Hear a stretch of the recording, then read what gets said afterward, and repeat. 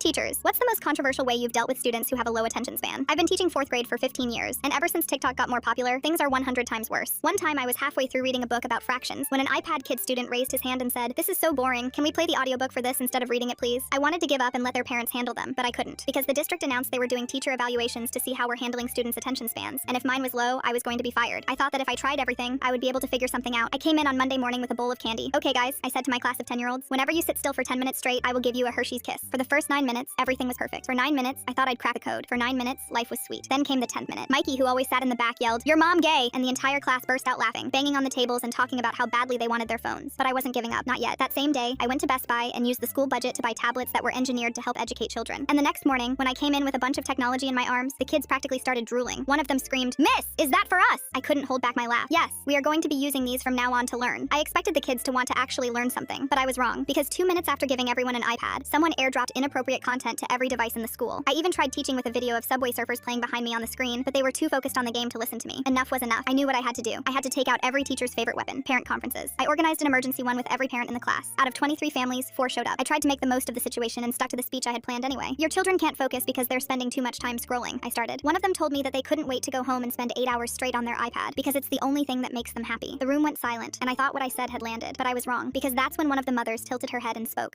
Well, maybe the problem isn't us or the iPads. Maybe your teaching style just isn't working. Have you ever considered another line of work?" I didn't have a response. I just sat there feeling my face get hot. I only had a day until my evaluation, and I didn't know if I was going to be fired. I stared at the ceiling until 3 in the morning, and that's when I decided to do something desperate, something no teacher should ever do. The next day, I walked into class and put down the textbook. The room went quiet, that suspicious quiet kids get when they think you're about to cry. I spoke, "I'm going to tell you something I shouldn't tell you." My classroom full of iPad kids went silent. This was enough to grab their attention. I continued, "And I'm going to ask you for something I have no right to ask, something no teacher would ever ask their students." They all nodded in unison. I told them everything, the evaluation, the 40% of my pension I'd lose if I got fired, how me and my daughter would be evicted if I got fired. I told them I wasn't asking them to love learning. I was asking them to help me keep my job, just for this one evaluation. After that, they could go back to ignoring me. Mikey, the kid in the back, raised his hand. "So basically you're saying our behavior could ruin your life?" "Yes," I said. Mikey responded, "That's a lot of pressure to put on 10-year-olds. I sighed. "I know, I'm desperate." I waited for the laughter, the TikTok recording. Instead, someone else asked, "What do you need us to do?" The evaluation happened the next day. The kids pretended to have perfect attention spans. They raised hands. They answered questions. They looked at me like I was saying something that mattered. When the bell rang, the evaluator told me to wait. I sat there for 20 minutes, convinced I'd failed anyway. Then the door opened. But it wasn't the evaluator. It was Dr. Williams, the district superintendent. I'd met her exactly once before, at someone else's retirement party. She sat down with a huge smile on her face. "This whole thing was staged. None of their bad behavior was real." I stared at her in shock, having no idea what she meant. What are you talking about?" She explained. "It was a test. We put the most challenging students in your classroom on purpose to see how you'd handle it. We wanted to see if you would keep trying or if you would give up on them." I didn't even know what to say. "But why?" She smiled even brighter. "Because we want to promote you and offer you a position on the State Board of Education. After seeing how you handled everything, we need you on our team." I took the position. Fast forward 2 years, I'm rich, and got my money up, not my fun.